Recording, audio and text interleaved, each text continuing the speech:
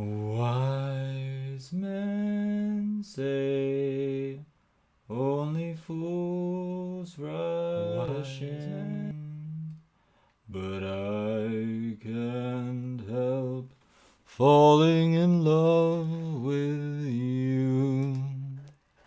Should I stay, would it be a sin if I can't help falling in love with you?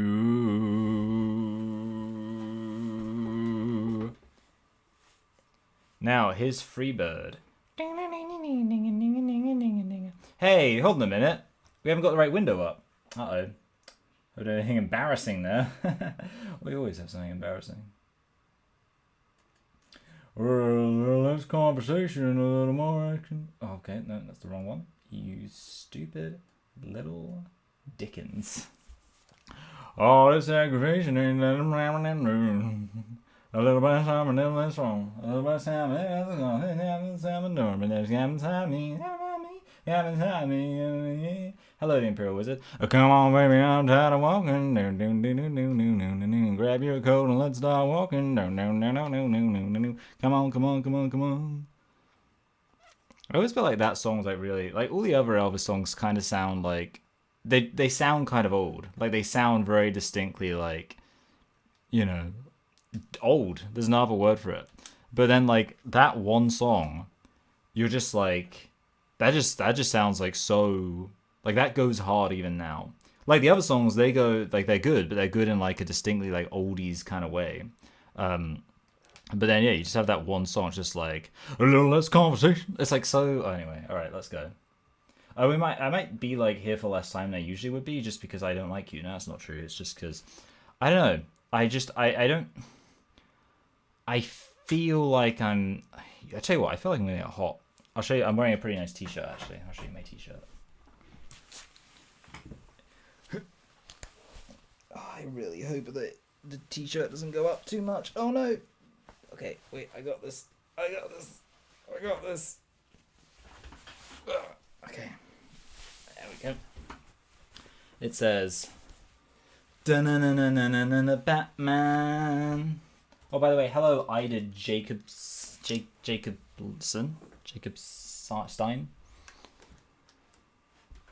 All right, let's actually start listening to the video. Laidlaw from AC Pets, the same Laidlaw who works with William Malone. In 2019, one of the anonymous parents was featured alongside Laidlaw in a panel by the Heritage Foundation. So this is one of those. This is like a must-win match because we're really going to start to fall behind if we don't win this one. I think we've lost a while ago. I think we drew. Anyway, we got to win this. This is important. Oh. This parent's testimony was then like reprinted in several right-wing publications following the panel. If you search the web for the Celtic Coalition now, the first result is a website allowing you to download the Parent Resource Guide, developed by the Minnesota Family Council in 2019. A fun little tidbit of information is Minnesota Family Council's affiliation with Alliance Defending Freedom and Family Research Council. FRC was founded in part by George Rigas in 1983, and the current president is the Tony Perkins who signed to remove gender identity from the 1557 Affordable Care Act.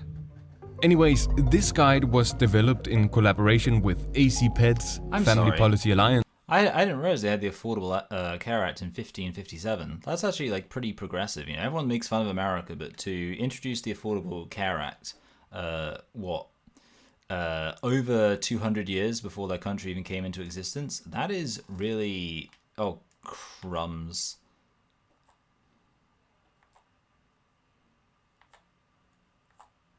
Well, anyway, whatever. So this is just like more conspiracy stuff. That's it. It's just like, oh look, I know a guy who knows a guy who knows a guy. Don't we have the 6th degree of separation for this? Yeah, that's the thing. There's no real argument here. The Celtic Coalition, the Heritage Foundation, Women's Liberation Front, and parents of our GD kids. Supporting members of the guide are, among others, Michelle Cretella, Michael Laidlaw, Susan Bradley, William Malone, and Sasha Ayad. The guide itself isn't worth going through. It's just a dumbed down conservative version of what the first half of this video was about. It does show us a piece of the puzzle though. My memory is... Yes, oh, hello. Obviously these... I'm getting slightly annoyed that it's not like reacting to me pressing the pause button. My memory is the first half of the video was about a bunch of kind of pro-trans people who kind of spoke about trans in a sort of outdated way. That's what I remember the first half of the video being about. But whatever, I guess I'm misremembering because I kind of don't really see how you can have like a conservative version of what is essentially a pro-trans dogma. Oh, come on, no way, yeah. Oh, wouldn't it be nice if that was a penalty? People are very willing to working with conservative organizations. Okay. There's also another little detail. Oh.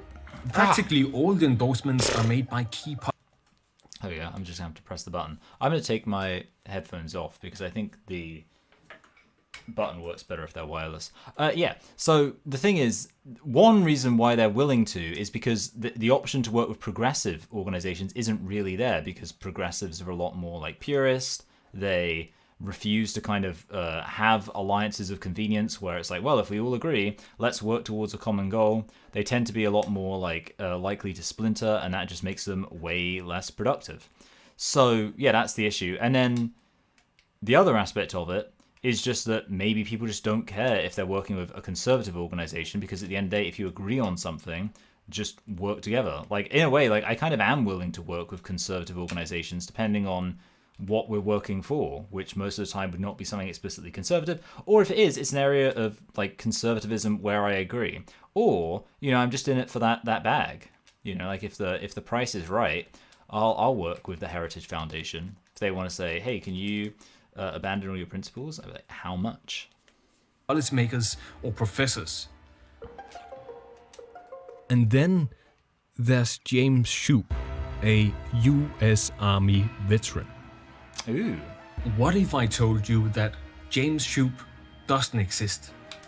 When Shoup transitioned for the first time in 2013, what are you doing, you wasn't a stupid nice twat? experience.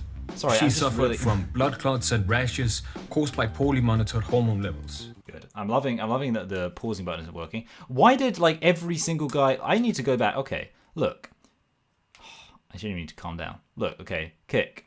So wait, I go in. And then we just need to like talk about what happened there because this is ridiculous. Okay, take a shot, whatever, miss. Why does that guy not run onto it?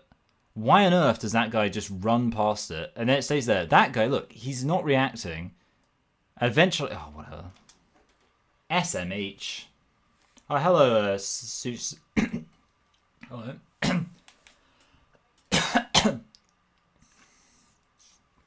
Hello, Saka Shishi. That. I had bolognese, and I think like one of the, like probably just one of like the dry herbs, like a bit of rosemary or something is stuck in my throat. Anyway, I'm dying.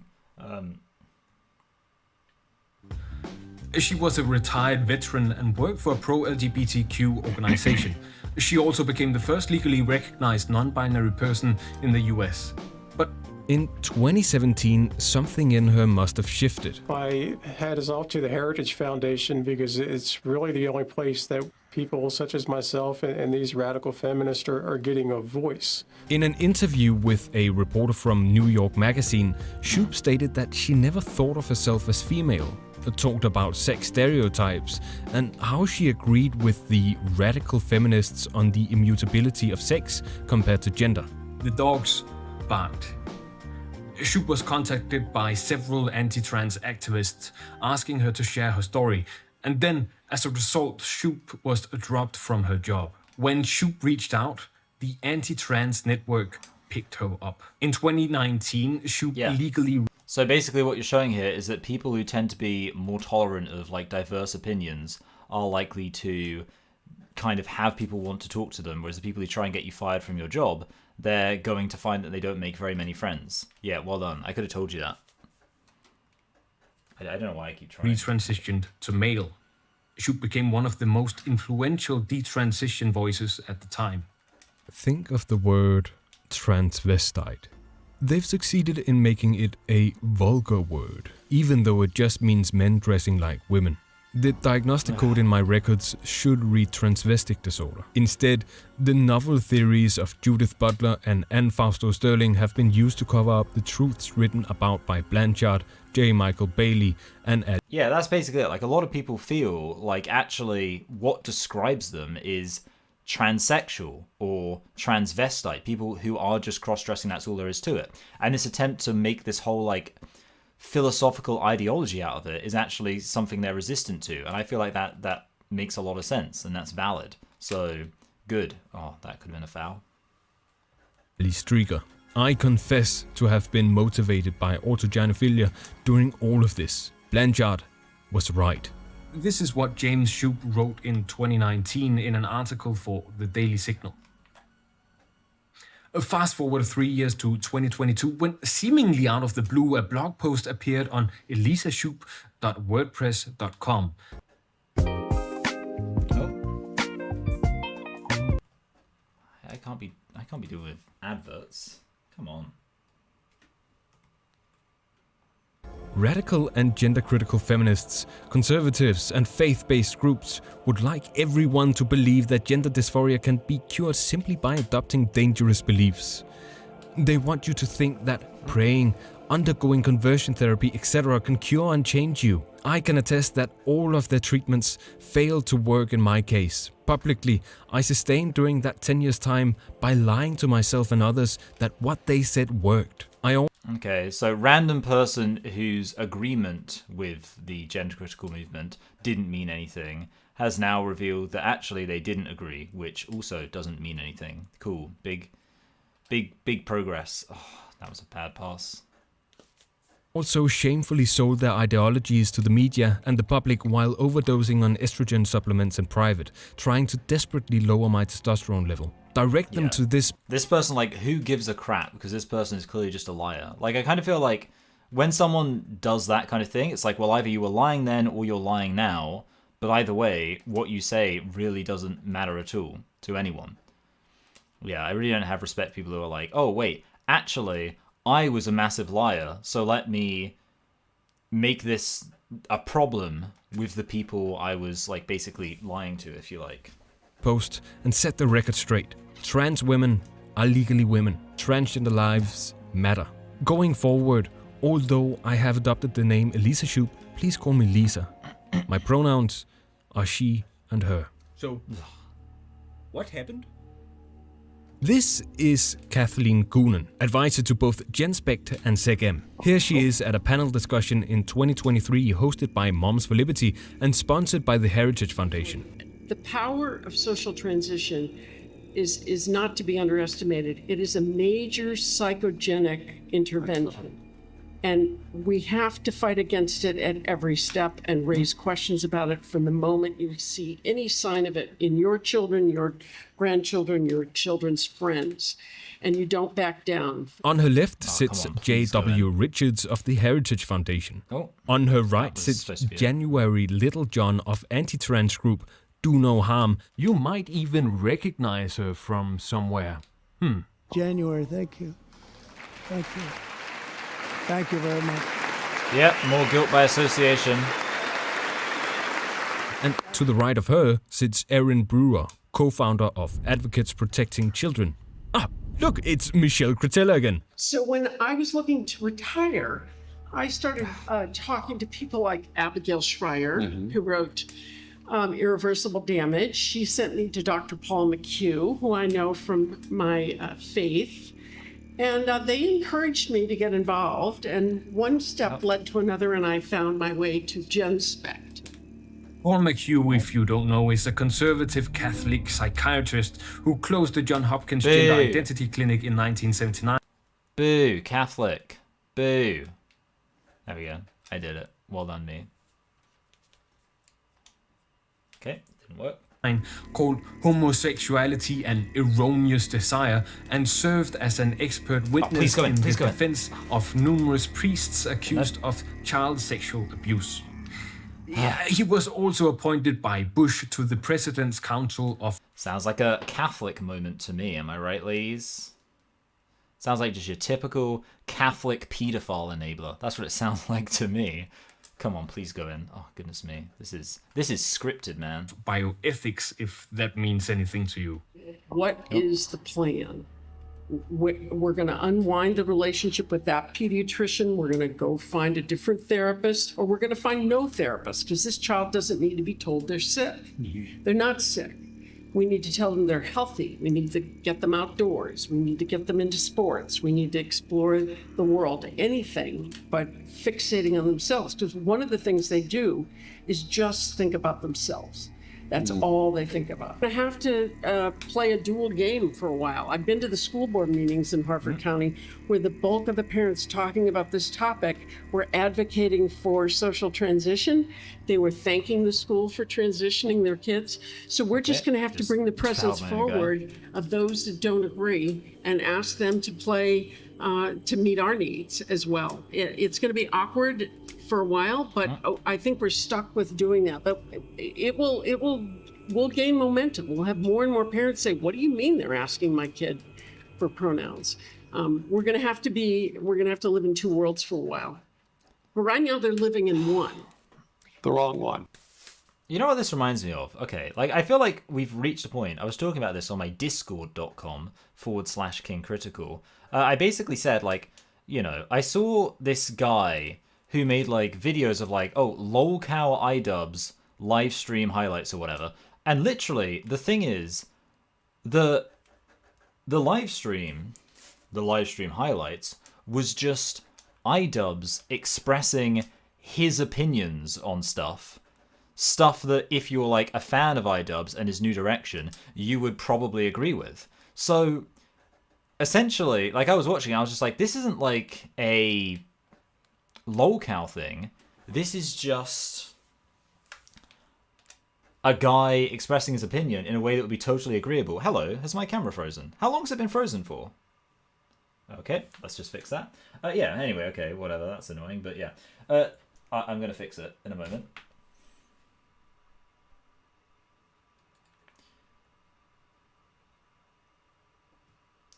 Okay. Well, let's see if that happens again. Yeah, I was like, this isn't a lolcow thing. This is just a guy expressing his opinions in a way that presumably people who would like broadly like would tend to agree with him, they'd agree with him on those opinions. So, you know, it's not really an argument or whatever. But like I realized in my infinite wisdom that we've reached a point now where people are so divided that you can just show someone expressing their opinion and that counts as an argument against it, because people will think, well, like basically we're at a point now where you don't even make arguments, where essentially supposedly all I would need to, or seemingly all I would need to do to be arguing against trans people is just show a bunch of trans people making claims consistent with, you know, their support for the whole trans thing. And no, that's not how it works. But that's all this guy's doing. All this guy's doing is just showing extended clips, mostly, of anti-trans people saying what they genuinely believe. They're wrong. Oh, in hello. 2023, Elisa Shoup leaked 3,400 emails detailing the last 6 years of her life. I have read through all the emails, but even then, fucking nerd. my obsessiveness still has an end. Especially when there are more talented people who has already compiled the information. A lot of the story then is from Jude Doyle's article in Extra Magazine and Madison Pauly's article in Mother Jones. Within the leaks are 4 pieces I want to cover. Oh, goodness me. Goodness gracious. He has a porn account on Twitter. I usually use people's pronouns, but not for the likes of him. This is Lisa Macchiano, advisor to SegM and Genspect, talking about trans journalist Cinia Jones from Gender Analysis. T Fairway here. How can I help? I am playing the worst I ever have. I want to buy the same clubs my buddy has so I can keep up. Type in TacomoGolf.com. Tacomo just dropped 3 brand new models. 3 years in the making. You're a genius. I'm literally... Call anytime. Now go get him on the back 9, buddy. EasyJet's Big Orange Sale is now on. Bastard. Get up to £500 Bastard. off package holidays. Get in there. And up to 20% off flights. Okay, we're in the final minutes of a game that I'm about to draw, which sucks. And, you know, watch me now lose. That's what's going to happen. Okay, come on. Come on.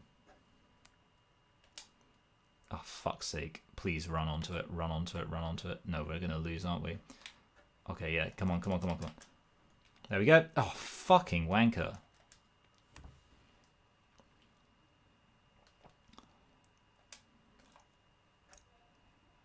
There's no way this is going in. This is going in. This is going in. Fucking hell. Oh. Nope. Whatever. We had fun. We had fun while it lasted. Alright. It's fine. Thanks for showing what kind of ads you get in the UK. Yeah, but I mean, that American golf ad was a little bit, like, weird. Like, I wouldn't typically expect an ad like that, but whatever.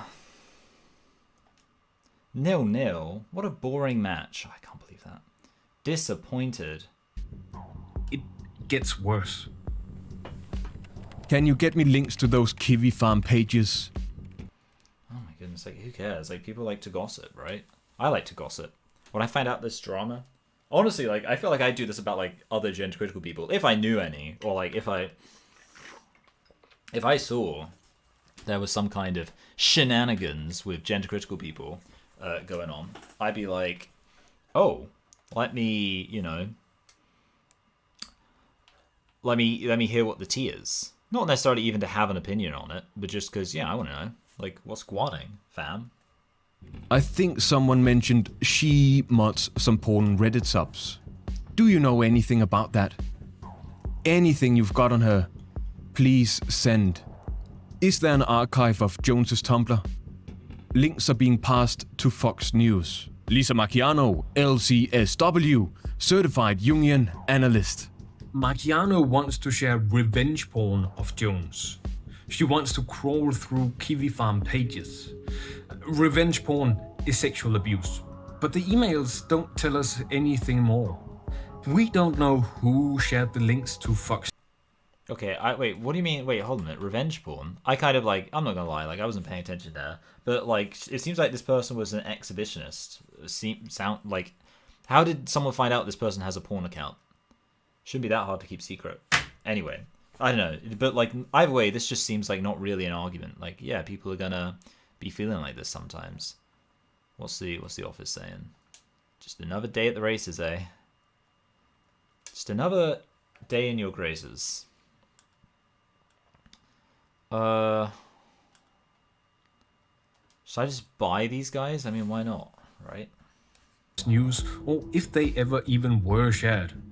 We can only see what was able to reach Lisa Shoup, but sometimes that allows us to then interpret the ripples. This is a tweet from Ray Blanchard. Take a note of the date. This is only 2 days after Lisa Macchiano wrote that links were being passed around. Stinia Jones in her Satana Kennedy persona has posted a great deal of she-male pornography online. Some free. Redacted.com. Macchiano or someone close to her likely shared links to Ray Blanchard. Did anyone else get links passed to them? We don't know. What we do know is that Macchiano... I'm only, like, kind of half paying attention here, because, you know, there are important transfers going on. But is the argument being made here that linking to somebody's publicly available pornography content, adult content, whatever, is like, a bad thing to do? Because I would say it's not really. Like, I actually think it's perfectly okay to say, like, obviously, if the stuff is kind of sent to you in confidence, you shouldn't post it, really. Even if it's, like, really creepy and you feel like the need to expose someone or whatever, you probably still shouldn't post it because, you know, two wrongs don't make a right, etc., etc. But if you find someone's content online, then showing it to people to be like, oh my goodness, can you believe this? That, I think, is fine. I don't know, yeah. I mean, if anything, you could say, well, maybe you shouldn't actually be sending that to people. But, yeah, I don't really see how it's an issue. And this whole thing, I don't know, like, isn't it funny this video is called Transphobia Debunked? This guy is so scatterbrained. Like, this video is just filled with, and also I think it's kind of almost, I don't know, like tone's not really the right term, but it's interesting to me the way that like stuff that is just total irrelevant nonsense about, you know, drama, interpersonal drama between random trans-identified people or indeed gender-critical people is almost presented in the exact same way as close as this video has got to attempting actual arguments. And to me that just seems funny, but obviously, yeah, the key thing here is that there aren't any arguments that we've seen so far. Nothing even approaching them. And I just can't... Ooh, our offer's been accepted. So much is going on. Okay. How much do I need to offer him as a wage? So this guy he's center attacking mid, so we'll offer him... Oh, we'll give him a crucial first... Wait, oh, okay. Important first team player. We'll give him that. Because he will be? Or important first team player. And offered wage. Yeah, okay, that's fine. Bonus per goal. None. Submit offer. Cool. Yeah, this isn't an argument. He's just telling you a story. He's just telling you a story about this random conversation between these people. I don't know. Wait, next time you do a live stream, you should run up Team Fortress with me. I think you would be... That would be baller. I think basically once I've like finished going, I've like at this point obviously it would be really weird to stop doing something other than FIFA as I'm responding to this. I would like to genuinely see York City through to the Premier League, and you know I think everyone would like me to do it on this channel. But I think once I've done this, I should probably take a break from FIFA. One thing I really want to do is play every single Grand Theft Auto game in advance of Grand Theft Auto 6 being released, which I mean it wouldn't be that difficult in terms of, you know, I think I can make progress. But yeah, anyway, no, yeah, I would love to do Team Fortress. I've never played it before, but I'm sure it would be fun. Has a broad network of accomplices. When Shoop wrote to Marciano to help her with a possible lawsuit, this was Marciano's reply. Yes, I know people who would testify. I believe that Ken Sucker would. Mike Bailey perhaps also. And if they can't, they will know people who can. Keep me posted. I won't say anything to anyone yet, but I know several smart people who would likely have some helpful thoughts. So just let me know. Yeah, okay, so I'm going to go and make some chamomile tea on this, and I'm just going to leave this playing on the assumption nothing of value is going to be said, and that's because nothing of value is going to be said. Huh? What you need. I am going to have a lot of resources for you on this. Really. You let me know when you are ready and I will start introducing you to people. May I have your permission to mention this to Fourth Wave now? I trust her to keep it secret and she will be jumping for joy. Marciano is interesting, and she likely plays a bigger role in the anti-trans network than we are aware of. This is from Doyle's interview with Lisa Shoop. Shoop suspects Marciano's role is larger than the public knows. Marciano never explicitly said that she is the inventor of ROGD, but the evidence points to her, and she's listed as the contributor to the Lisa Littman study on Plus One, she writes to me. My opinion... You know what? It just... Pardon me while I literally trash. I really need a way to, I don't know. The wire situation. Oh, and no doubt that has caused my camera to freeze. I would be shocked if it hasn't. Let's see. Yeah, I'm going to move my hand. Oh no, it's just not frozen. Okay. Well, clearly nothing makes sense. Anyway, the huge irony with this whole thing about like, oh, this gender or this anti-trans conspiracy theory, so and so plays a much bigger role than they think. The thing about that is, as you'll know, if you've ever looked at my video, the trans rights movement is not a civil rights movement. You'll know that the trans movement, more than any other movement in the history of the world, has been characterized by special interest lobby groups, elite academics, celebrities, politicians, passing laws, all this stuff happening behind the scenes. There are many concrete examples of this. So, and you know, like just one. I'll give a concrete example because whatever. I might as well say one. I think a really good example of this is you look at a lot of the, you could say there's like, let's say 3 big social justice issues as people understand it in Ireland. One of those was gay marriage. Another one would be abortion. And the other one would be trans. I think most people agree, like, those 3 things, in terms of recent social politics, have been 3 things that stand out. Ireland had a referendum on gay marriage. They had a referendum on legalizing abortion. They did not have a referendum on passing a gender recognition act that says that any biological male can just identify as a woman and get a piece of get basically official state approval for that identification. That's a concrete example. The issue is saying like, oh, so and so conspiracy, blah blah blah. What you're essentially showing here is that these people are just getting together and talking and strategizing, but you're not showing that this conspiratorial thing is part of how they actually exert influence over society, right? And that's like a huge difference.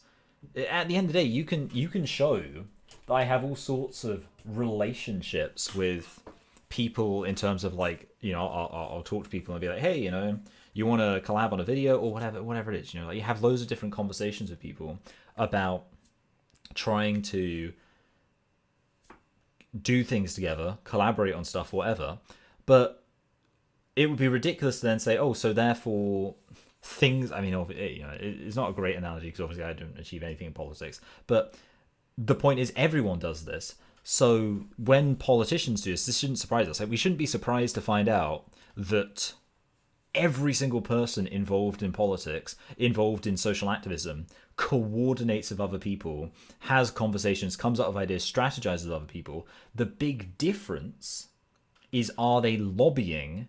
Are they achieving the actual results they want through direct one-on-one interactions with higher up people where the general public is directly being bypassed? In the case of trans ideology, that is undeniable. Trans activism has been all about going directly to the people who have power and bypassing the general public. The gender critical movement, the even anti-trans movement, even the conservative anti-trans movement, yes, obviously, I mean, if Donald Trump is in charge, they will go directly to Donald Trump. Because why waste your time building up a grassroots movement to try and achieve something the president's probably going to be willing to sign off on anyway? But most of the anti-trans gender critical movement has been about actually educating the public, convincing the public, and creating public pressure for the government to act a certain way. And that's not a lobby thing. That's the issue. This is just like, that's why none of this makes sense. This guy's building up this whole conspiracy thing, but it doesn't matter. Showing that loads of people are interconnected and interacting and they all have very close relationships, that doesn't prove anything. It certainly doesn't prove that they're doing some kind of lobby thing. There's actually no evidence for that. The majority of evidence points to the fact that the gender critical movement is about educating people, getting people to just hear the words that are being said and getting this like push to the general public, while the trans movement is totally the opposite.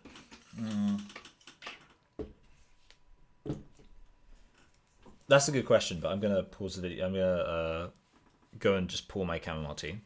Is that Marciano and the Fourth Wave Now folks are behind the ROGD study, and Littman merely fronted it for them to make it appear unbiased. Both Littman, Marciano, and the founder of Fourth Wave Now discredits this. But this video is already it's too long, so I recommend Julia Serrano's timeline on ROGD and Sinead Jones' timeline on Lisa Marciano's anti-trans activism. There are some weird coincidences about the spread of the social contagion hoax leading back to my... I feel like a lot of this guy's argument just comes back to like the ROGD thing and like the idea that and maybe it is like this idea that that was a really bad study and it was pushed by people even though it was a bad study. And okay, but the thing is there you've got one argument. Like that's the problem. Saying the transphobia debunked. What's your evidence transphobia is debunked? Well, they had one study for one argument that was pushed by a load of people who must have been at least a little bit dishonest to be pushing that study. That's not an argument. What's happening? Anyway, yeah, so this is a good question. What do you think makes someone like this? Like, how can someone give up so much to die on literally the dumbest hill ever? That is a really interesting question. And I don't know if I have a fantastic answer. My instinct is to say that it's... I don't actually. I'm trying to think. I want to say pride. You know, it sounds simple, but I think in a way that's just where it's at. It's just pride. Sorry, I don't know why I completely did something really stupid with that goalkeeper. That was dumb of me. Anyway, yeah, I think it's just pride. I think it's that people believe nonsense things, and then they have the sunk cost fallacy. I don't know. Or I think the other thing is, and actually this is maybe a thing which I think I mention quite often, is this idea of like it's a package deal view of politics, where people think, well, because I'm broadly a progressive, that means I have to be pro-trans. And oh yeah, if that's their argument, then that I think explains quite a lot. But yeah, it is interesting. Why do people dedicate themselves to so much nonsense? Who's to say? I also think, I think on some level you got to realize, and it's really sad to say, a lot of people are kind of dumb. Like, even, I think like there are many people who just don't understand how arguments work. I think in this guy's case, I think he might actually think he has the arguments on his side. And, like from his like he feels like he's being so smart. He's like, yeah, I'm a genius, dude. Anyway, okay, I think because we actually, like, we've done another draw, we really need to start actually winning again. We're gonna play our best team again. Marciano. We see how Marciano leveraged Shoop's free time to make her look into... I feel like I might have a injured player in my sub bench, which is really stupid of me. Yeah, let's say other unpleasant things.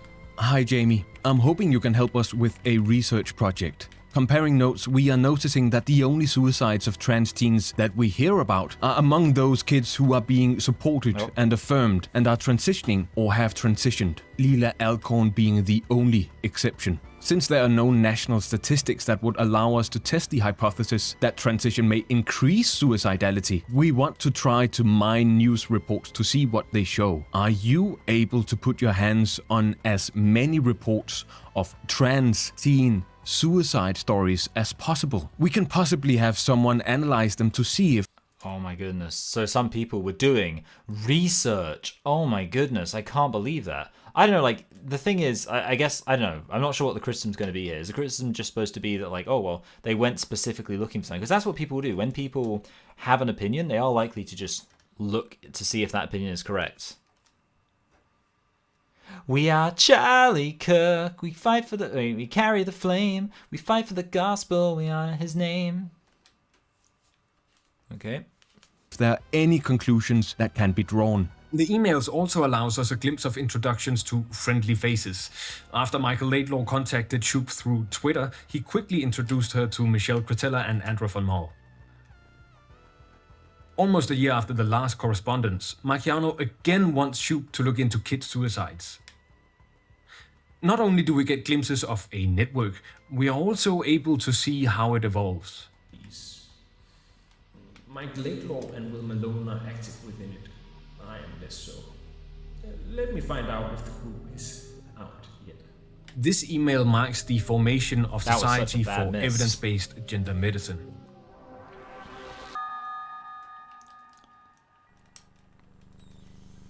Hey Walt, this is one of those private conversations.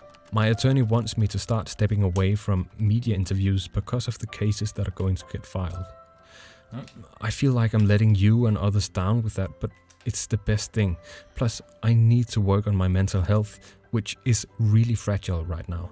As Shoup's mental This is health so deteriorated, irrelevant. she buried herself deeper in the anti-trans network. I mean, this is the other thing. I'm sorry, I just got to say it. Like, so many detransitioners seem to be genuinely insane. Like, I don't know if this guy still makes videos. I don't know if this is starting a drama. But you have someone like that Isaac Uncooked guy, and it was like, I'm not gonna say I didn't get it, but it was like really. I mean, I guess like people kind of knew. Like, I guess no one was surprised, but there was like so much like just constant drama and crash outs as far as I remember, and I just saw people being like, oh, can you know, here's another crazy thing that's happened, blah blah blah.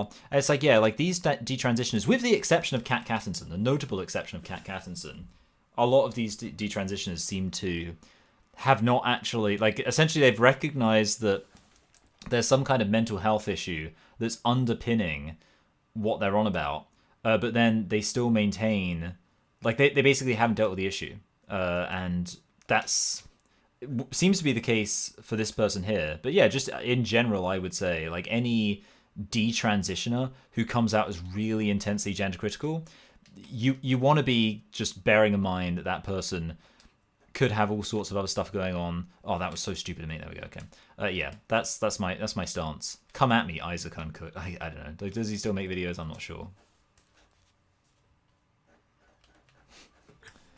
Now, I'm not gonna take away Shoup's responsibility. There was no one forcing her. She never stood up and stopped it. But I can't deny her courage. She knew what was in those emails. No. She Sorry, knew look, the it's role easy- she played it's against easy- trans people, Nope. and yet It's easy to be courageous if you are a crazy person. Like, that's it. Like, I'm not really impressed by someone who's just like running all over the place doing all sorts of stuff. It's the same for like those LARPing religious people. It's like, yeah, there's nothing courageous there. It's just them letting out all of their personality issues with like intense political ideas. she leaked all of it. When Shoup retransitioned to male in 2019, the Social Security Administration did not allow her to change to male sex, only male gender. She sought help from Kara Dansky from Women's Liberation Front, a radical feminist anti-trans organization described as knitting together the TERF movement and the far right. I wonder if this might be something ADF would take on, if you are willing to work with them. Shoup was, as history shows, very willing to working with the ADF. Even though she had legally detransitioned, she never actually stopped taking estrogen. The lawsuit made sure to cut off her supply almost immediately. When she lost access to gender-affirming care, she went to the social worker who, a year prior, had helped set up her advanced directory. If you're not in the US, then that's her wishes for medical care should she be unable to tend to her herself. A year before, I'd said, keep me alive at all costs, even on a ventilator if I'm brain dead. I said, let me die. That was a pretty dark day. I told them, let me die for any reason. Let me die in my footsteps before I go down under the ground. There have always been people who have to cause fear. They've been talking about war now for many long years. I don't know the next part of the verse. I don't know. I mean, to be fair, like, I feel like actually a lot of people have do not resuscitate concepts. I don't know if that's like necessarily bad to be like, oh, I don't care about the whole, like, I don't care about being resuscitated. I mean, I could say that if I had to be like on a ventilator for ages, I wouldn't want to be alive forever necessarily. There it is. Surely, there we go. We're back Shoup on knows back in very business. well that HRT can be a matter of life and death, and still she collaborated with lawmakers all over. Well, yeah, HRT can be a matter of life and death, and it can have some pretty bad side effects. Yeah. The USA to ban gender-affirming care. I don't have an excuse for that, Shoup says eventually. There is no excuse Oh, for that's that. surely that's a penalty. One of the things I found most interesting from Extra Magazine's article and interview with Shoup was how they documented the loss of Shoup's voice. If she couldn't write her story herself, others were willing to do it for her. One of those was her attorney, Bob Sullivan. I could help you write them if you are interested in this effort. I mean, to be fair, like some people just aren't that good with the English language, and it's not necessarily sinister to be like, oh, I can help you put your thoughts into words, but I mean, I don't know. It is a bit weird to be like super eager about it, like especially for like a new person, because like if someone, it's very clear what they believe and they're very well established, I feel like if, I don't know, J.K. Rowling reached out, say, I was like, hey Michael, you know, I've been watching like some of your stuff. I think you're really good at communicating ideas, especially when you're blatantly distracted by playing a football game. So I was wondering if you could like help me, just like I've got some thoughts on the whole gender critical issue. I was wondering if you could just help me with, you know, working out exactly what to write. That would be fine, because it's pretty obvious what J.K. Rowling believes at this point. But if like some person was like, hey Michael, I detransitioned yesterday, and I was hoping you could like write down all of my experiences and explanation for why I detransitioned. It's like, well, I think you might need to work out yourself a little bit first. This is the draft Sullivan gave Shoop.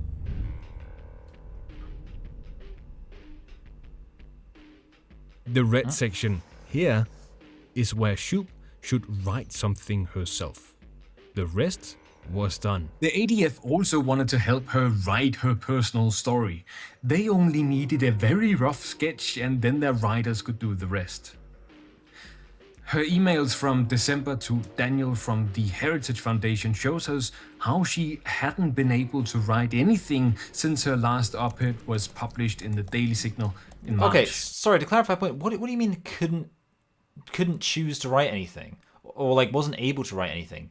You can just like say, oh, I refuse to sign off on this. Like at the end, it is weird for someone to be like, oh, I've written down this stuff. This is basically what you should be signing off on. Like that is weird to do that, especially if it is as, I don't know, like input. Like it almost sounds like, okay, sign here. This is you know the dotted line that will make you a detransitioning superstar or whatever. Like that's all a bit weird.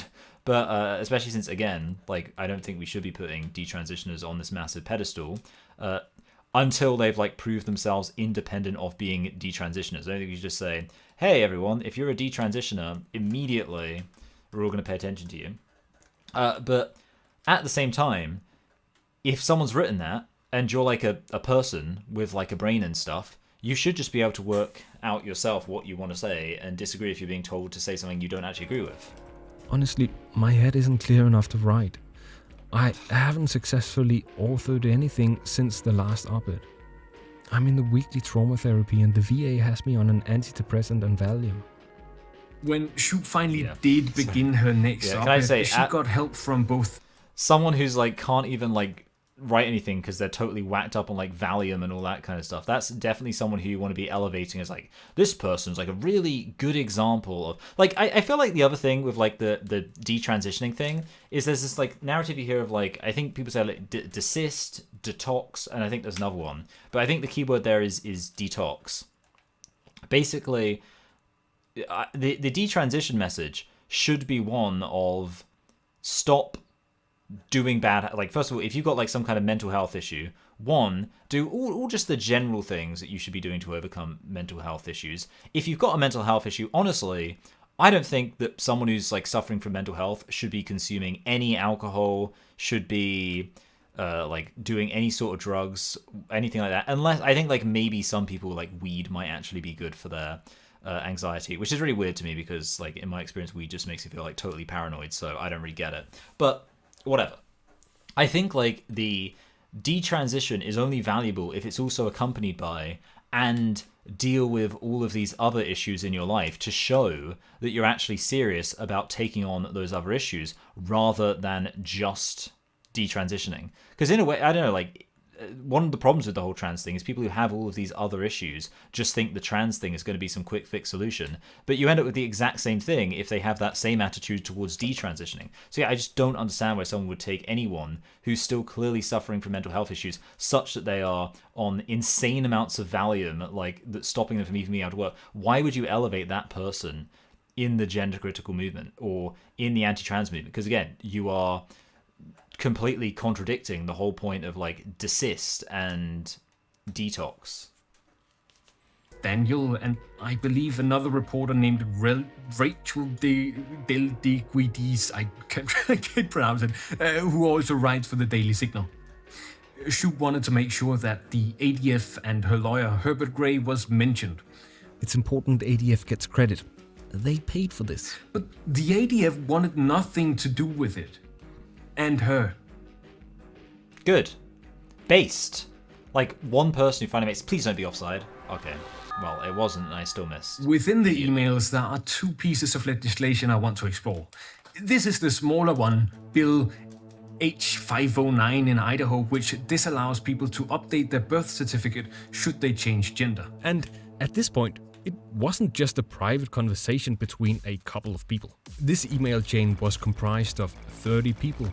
Oh my goodness me, can you believe that changing legislation, like, I would imagine it was more than, I don't know, like, what is this guy's, like, deal? Does he think that, like, politics is only legitimate if it involves the singular effort of one person? Surely if, like, when this guy, like, hears about, like, really autocratic regimes, is he like, well, everybody, I found that, I mean, I know he's German, he's like, well, everyone, I found this totally, like, fantastic political movement. There's this guy called Kim Jong-un, and he just decides what he wants to happen and he just does it, and all of these other organizations, when they pass laws, they'll be like hundreds of people talking about it, and then the hundreds of people will like vote and stuff, and even these people then are elected by thousands of people, even millions of people. So this is just a big conspiracy and I don't like it. But the glorious leader, I mean, base to be fair, but the glorious leader Kim Jong-un, that was a great goal, but it was offside. The glorious leader Kim Jong-un, he doesn't do these conspiracies. No, he just decides what needs to be done, and it's just one person. Like, do you understand that actually multiple people coming together to agree on something is generally a good sign in a democratic society? And the fact that a whole load of people were all talking and coming up with a strategy, that's not criticism. Field, you might say, including the founder of Kelsey Coalition, Michael Laidlaw, Paul Roos, Paul McHugh, William Malone, Michelle Cretella, and others from the ADF, the Heritage Foundation, Child and Parental Rights Campaign, at least one homosexual conversion therapists, and a lot of Catholics. The goal was to let these experts comment on the bill before it was officially proposed. The erasure of biological sex negatively. Shouldn't this guy like Catholics? Shouldn't he be like, when you go to the Protestant Bible study, there are all these Protestants and they all think that they can understand God. They're all talking, but in the Catholic Church, it is much better because there is just one guy. When you see the Catholic Church talking to God, it is just the Pope and God and they are talking. But in the Protestant Church, it is millions of people all talking to God all at once, and it doesn't make any sense. I feel like at some point I gave up on the accent. But yeah, again, obviously what we've actually established is the new rule that it's better when it's just one person talking. And that's how it should be with I am such a loser. Oh my goodness, that's the worst thing I've ever done. Okay, we're going to have to go sicko mode. We've got to literally score a goal immediately. This is never going to work. This has got to be just run straight in, go straight for it. Oh, goodness me. We've got to lock in. Okay. Left mid. Should I bring in a new striker? I think I will. Okay, gotta go for new striker here. We are Charlie Kirk. Fight for something. I genuinely can't believe this is the disaster. What's worse, Catholics or Jews? I think it depends. Probably, I don't know, like Catholics are more stupid and there's more of them. The most, I mean, in like a context of like rhetoric, the most annoying thing about Jews is they'll like push this idea. Is that over? Is it? 2 draws. We're falling apart at the seams here, guys. This is a disaster. Anyway, I did say I was going to not be here for as long, and I'm not going to be here for as long. I'm actually going to go away now. But I'll answer this question because it's very important. Okay, let's just watch the highlights. Oh, I'm so sad. This is a disaster, everyone. Anyway, no, yeah, the annoying thing about Jews is they'll be like, they have all of this like academic stuff that doesn't actually answer your questions. So you'll say like, well, what is Isaiah talking about? And they're like, well, Rabbi Leshevchev in 800 AD wrote this. And it'll be like a 10 paragraph thing that like doesn't actually explain anything at all. So that's annoying. But then Catholics don't even try. So yeah. If you want to talk about their influence on society, I mean, look, we've already established that Jennifer Billock is a terrible person, so we're not going to fall for that one. You can't make me. I can't believe I conceded a goal at literally the last minute.